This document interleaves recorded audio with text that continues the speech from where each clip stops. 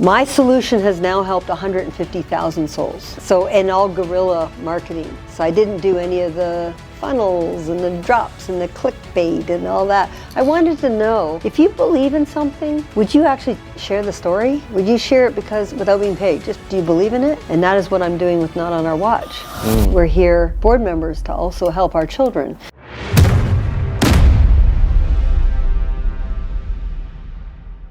Welcome to the Who You Know Show, where what you know is important, but who you know can make all the difference in your business, career, relationships, and life. I'm super excited. Today we got a very special guest. We're here today at the Not on Our Watch Texas event, and I'm here with Cherie Mathews. And on this episode, we're going to talk about some of your engineering professional background. You're a breast cancer survivor, an advocate for education and empowerment. Cherie's going to share her remarkable journey from founding Healincomfort, a company specializing in post-mastectomy garments. Cancer terms. She's going to help me through this episode, as you can see, okay? Because, you know, some of these words, here we go. A company specializing in post-mastectomy garments, to her pivotal role in establishing Raw S99 MedTech? Yeah, it's a MedTech startup helping cancer patients. Yeah. Amazing. And so my first question for you, Cherie, I really like to dive in is, you know, what led you to be here at this event, and what, you know, what got you involved in the initiative of helping to bring awareness to, you know, stopping some of the child sex trafficking that's going on? Yes, well, first of all, these are my people, LB and Rebecca and everybody. That's our tribe. Okay. And we really do put a lot of effort on this planet of being professional women and also lifting up causes that can actually make a difference for others. So not only am I here because I am a BFF of these tribal members, wonderful humans, I deeply, passionately know from the bottom of my soul we have to all do something to help this terrible onslaught of what's happening online with our children. So I'm super honored to actually serve on the board of Not on Our Watch. So you mentioned this is your group of girls. This is your clique, right? So how did you meet LB? And how did you get involved with the clique?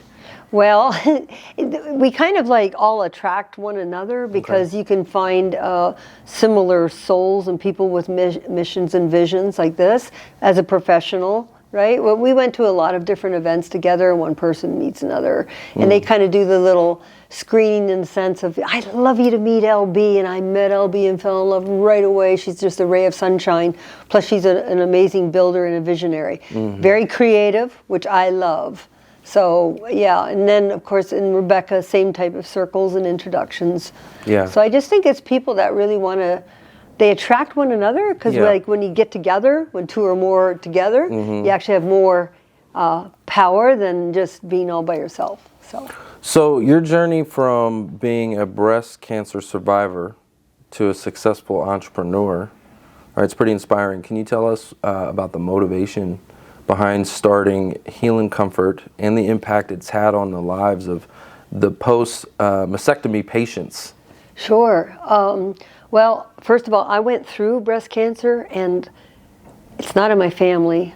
I was like organic eater, exerciser, doing everything right as far as what I would concern, and I got diagnosed with breast cancer. As a former innovator in IBM, I discovered a broken piece going through the journey of breast cancer, and that is when I woke up, I had this thing called mastectomy surgery, removal of both breasts, brutal surgery, terrible for the mind, body, and spirit. I was offered a pair of safety pins to hold the medical drains, and I was told, just bring like your husband's dress shirt. And I'm going to tell you from a spiritual point of view, it's not cute anymore to wear your husband's dress shirt when you've had such a bad surgery. So to me, it was very demoralizing. And I'm just like, wow, is this what you offer people in this day and age? I need post-mastectomy, post-surgery clothing. I need some help here. And then I started getting mad because I'm like, hey, a sprained elbow gets a sling without even asking. I'm having this brutal surgery and a fight for my life, and I'm offered a pair of safety pins. Doesn't feel very nurturing or loving to me.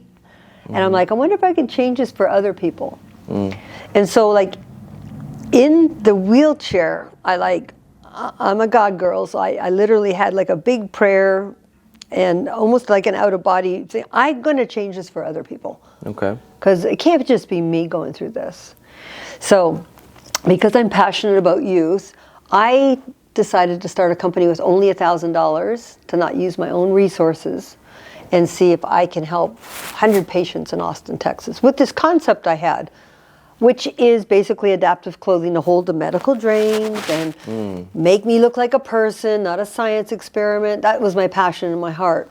Problem is I failed home ec. I didn't fail any other subject in the whole world. It was the sewing bottom bobber thing. It just wasn't working out for me.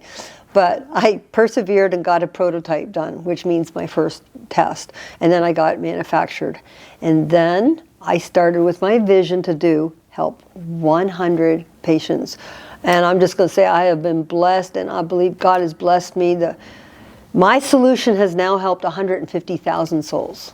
Wow. Yeah. So, and all guerrilla marketing. So I didn't do any of the funnels and the drops and the clickbait and all that. I wanted to know, if you believe in something, would you actually share the story? Would you share it because without being paid? Just, do you believe in it? And that is what I'm doing with Not on Our Watch. We're here, board members, to also help our children. So that is my story with Healincomfort. And now I'm bringing technology into the shirt. The shirt's actually going to be stimulating healing. I just had the very first sample in my hands 3 days ago. I've been looking for 12 years. So instead of just the physical solution, it now radiates your body heat, puts it back into its FIR energy, which is like the red lights people put in to help detox and things. It converts naturally. So this shirt's going to be healing while you're recovering and making you look like a person, not a science experiment. Dang. And hold your equipment. Yes, sir. Hold up. That's what I'm doing. That's a hell of a shirt. That's kind of a cool shirt. But wait, there's more. I know. Yeah, that's the idea. I just wanted to be fully inclusive. What is this solution able to do for the patients? I love that. I mean, I you. think that's very cool, very innovative, and you're just solving a problem that you saw. And reminds me actually a little bit of Chris Gronkowski, different scale, but essentially he made like the world's best cup. Yeah. It's the ice shaker, and it was just he saw that shaker bottles were plastic, so they wouldn't keep your shake cold. Right. They would sweat. All the irritating they get things. Stinky on the inside. So anyway, he made a better cup. Anyway, so I think it's pretty cool what you've done. You've taken a problem, and you're just making the perfect solution for my it. soapbox is I believe everyone has fabulous solutions and ideas in their head. And so when I work with Rebecca or speak for her, who's our keynote speaker today, I encourage everybody listening to get your ideas out of your head onto paper and make something. It doesn't matter. Give it a go. Have a look at it. Something to touch. Can you imagine if everybody in America contributed just one solution, one idea? That is like so fun to think about. Let's talk about the solution here for the big issue of the event today. Sure. Not on Our Watch, Texas. It's a group designed to bring awareness to families about child sex trafficking and online extortion of children and all these different things. So what are some ideas that you've had to help reduce? I don't know if it's something we can necessarily solve altogether, but if we can reduce the rates, I mean, I think they're growing, are they not? They're the fastest growing, disgusting, horrific business around the world, not just here. Right. It's around the world. But Texas is a hot spot. It's a hot spot. And America's isn't the number one consumer of all this stuff? It's really still hard for me to hear these things, but yes, you're correct with those statistics. And it doesn't really shock me when I think about it because, I listened to Tony Robbins, and he was talking about good times create weak people. Weak people create bad times. Bad times create strong people. And strong people create great times. So it actually goes in a cycle.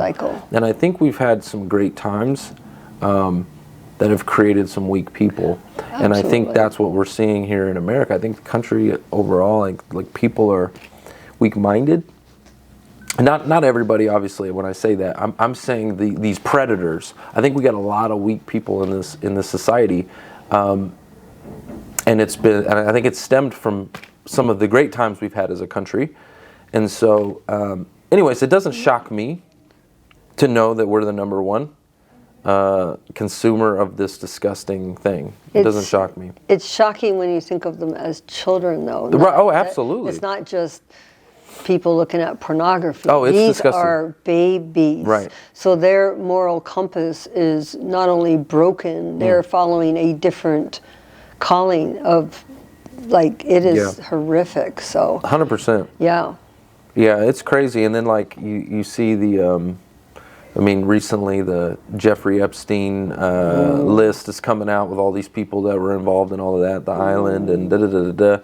I mean, it's here.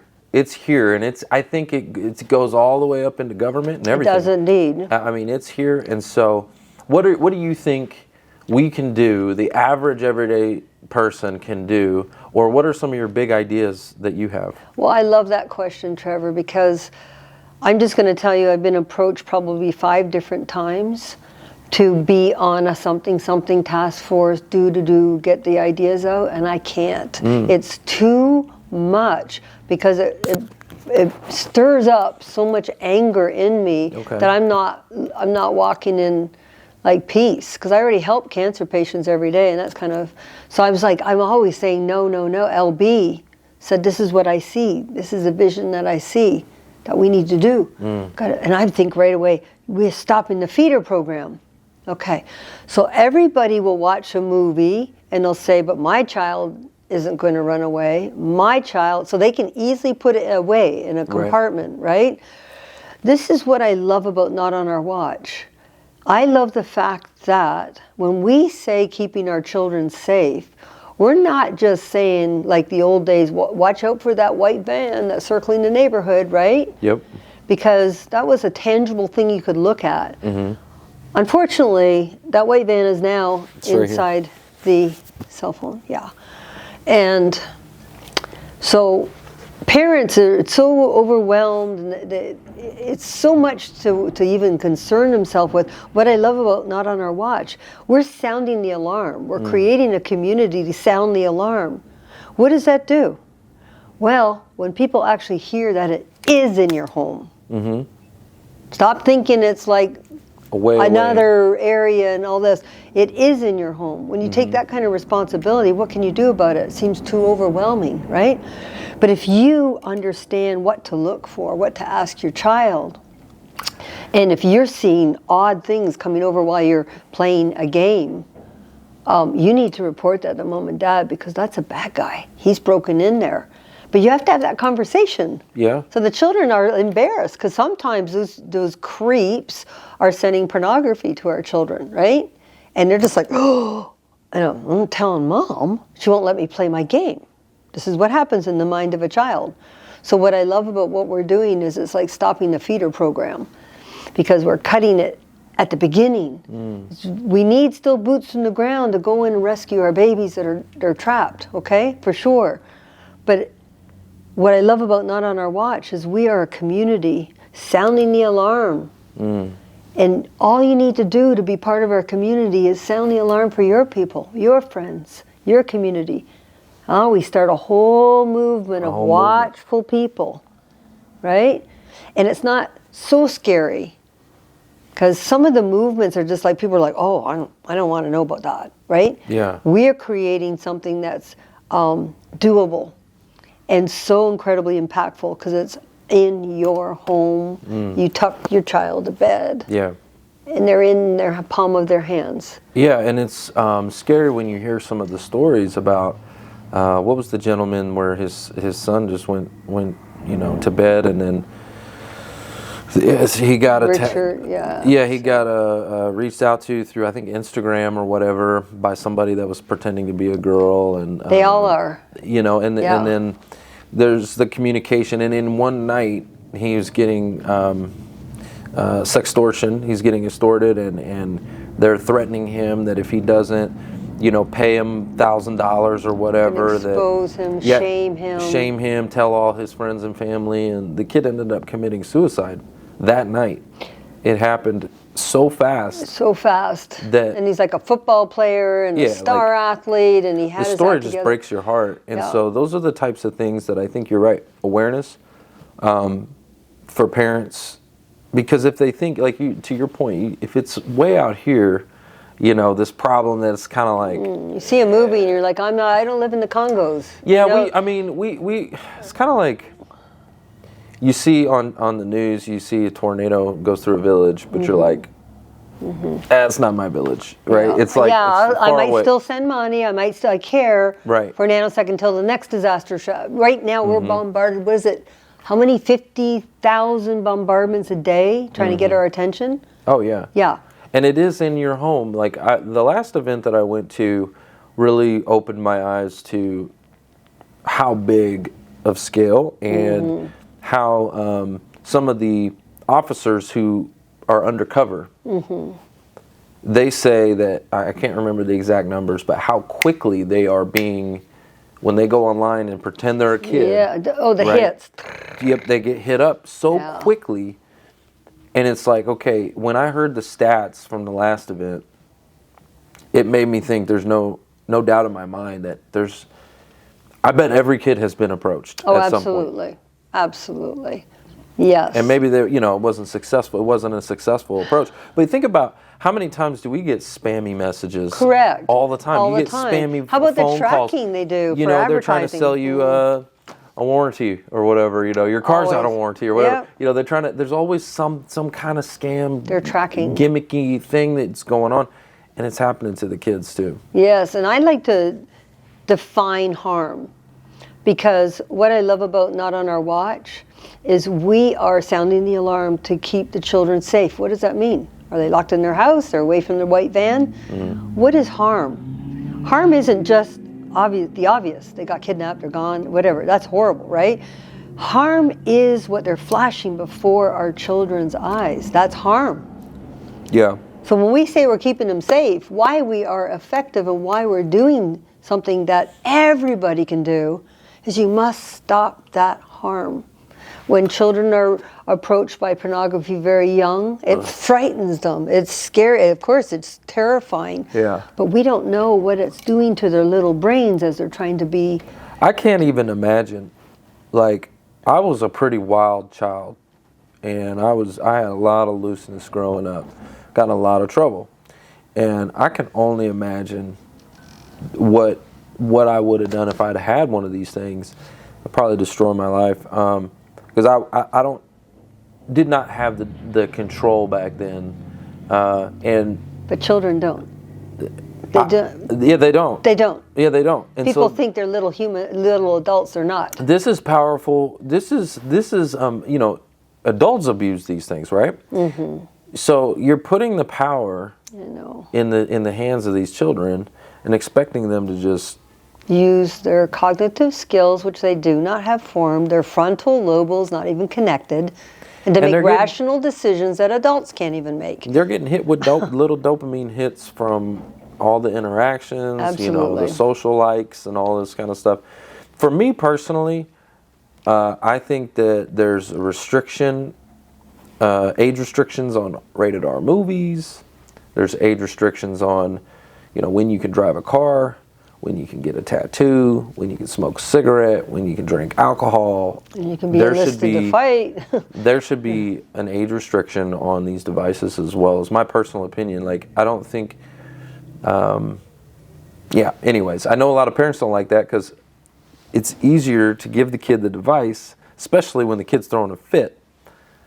Give them the device, and this is now the parent, right? And they can just zone out, and you don't have to listen to the kid. It's like when the kid's acting up, here, take this. Shut up. There's definitely a lot of people that do that. Yeah. Because it's easier. Yeah, but the friction is so hard because in school all their friends have one, and did you get on Instagram? Did you see my hair? It has to be, and I'm not for regulation. I'm not all about. It's just age appropriate, like driver's ed. Correct. You need to learn driver's ed of social media. I'm sorry, but this is okay. Why is there a restriction on driving a car at 16? Why? Yeah. Because it's dangerous. This is too. And it's dangerous. That's right. So, and we've seen the dangers of this. We know we have the stats on what this device can do. So, why not put an age to? Or, my other idea that I had was creating specific devices. You know how they have like child settings on them. Yeah. Mm-hmm. But what if the device itself was locked down? Yep. Like instead of a toggle switch, you mean that it can come off and on? Correct. Yeah, I know, but yeah. Yeah. What if it was throttled down? Like if it was a kid device made by Samsung or Apple or whatever, and it's like it's for the kids that are underneath that age, and then when you get to this age, now you have the option to. It's like putting a child in student driver. And it should be wrapped in bubble wrap, right? 'Cause yeah. Here they go. They're going down the street. That's right. And their decision making is not as solidified as an adult, even though the adults actually aren't very good role models right now. So it's just that's what I'm so passionate about Not on Our Watch, and I'm proud to serve on the board because I believe with all my heart, if we redefine what harm is, we stop just people saying, "Oh, I don't live in the Congo," or my child's not going to run away. So, and that my kid will never be looking at that. Okay, so they do. Yeah. And the harm, the definition of harm, is what the predators are grooming the children. If they see a particular item 14 times, 25 times, it's no longer shocking. Right. So they're literally changing their brain activity on response to this particular pornography look. Right. Yeah, and then they're like, "Oh, my older brother sent that to me. Isn't that funny? Oh my gosh, it's weird." They do all these tricks. I can't even imagine. Like again, I'm just putting myself at my mindset and who I was at 13 years old. Like I was a felon at 13 years old. I made a lot of mistakes very, very early. Okay. A lot of kids are, but they didn't get caught. So correct. There's that. That's true. That's true. But I was into some stuff. Okay, and if I'd had this kind of power, it's just not right. So that's why I know I wouldn't have had the discipline at all to have handled it. So I appreciate what you're doing. I think you guys have an amazing cause here, and I want to support it, and that's why I'm here. So I really appreciate you, and thanks for coming on the show and sharing. And where do we go pick up this amazing shirt? It's not out yet. It's not out? It's only been on the planet. The first one ever held was only 3 days ago. Oh, sweet. But I've waited for 12 years to find a technology that did not interject energy, copper wires, because there's pacemakers and things like that. So this is your own body energy creating into a healing. You don't outgas. That's amazing. It keeps it inside. I know. I'm pretty excited. What do you need? What is something that would help that be more successful? I'm going to. They just got the material people. Just got the ones who own the textile. Just got signed on with NASA. So NASA's already done its due diligence. Dang. So then I'm going to bring that technology big time. You got NASA in there? The patients. Dang, okay. So this is the part of the journey of solutions. So I'm only in that beginning. Oh my gosh, I'm holding the first one. That's and that so only cool. happened 3 days ago. LB held it too. Amazing. But as far as our kids, honestly, be part of our community. I am praying, come be a part of our community. We just want to sound the alarm. It is happening in our homes. It is happening in our communities. And our state is out of control with this problem. We must all band together like mama bears and papa bears, and we must understand what we're up against. And I just asked, please join Not on Our Watch. Be part of the solution people, the people that are trying to make a difference. We will make a difference because we're going to stop it in its tracks. We kill their tactics, their evil, creepy tactics that are approaching our children every minute of every day. And that is what we're stopping. So, not on our watch. Let's go. Let's go. Head on over to notonourwatchtexas.com. Is that correct? Yeah, .org. Yeah. .org. Y'all heard it. Notonourwatchtexas.org.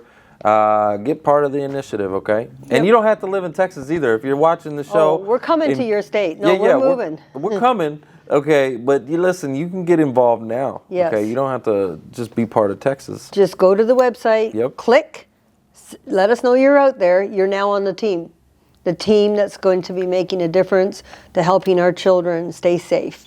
That's it. Yeah, Californians, you can come too. It's cool.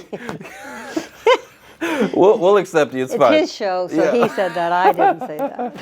All right, guys. Well, that's the show. It's all about who you know. Bye. Thank you. Thanks for listening to the Who You Know Show podcast. My name is Trevor Houston, and if you've enjoyed this episode, consider subscribing wherever you listen and leave us a positive review to help us keep the mics on in the studio. Until next week, that's the show. It's all about who you know.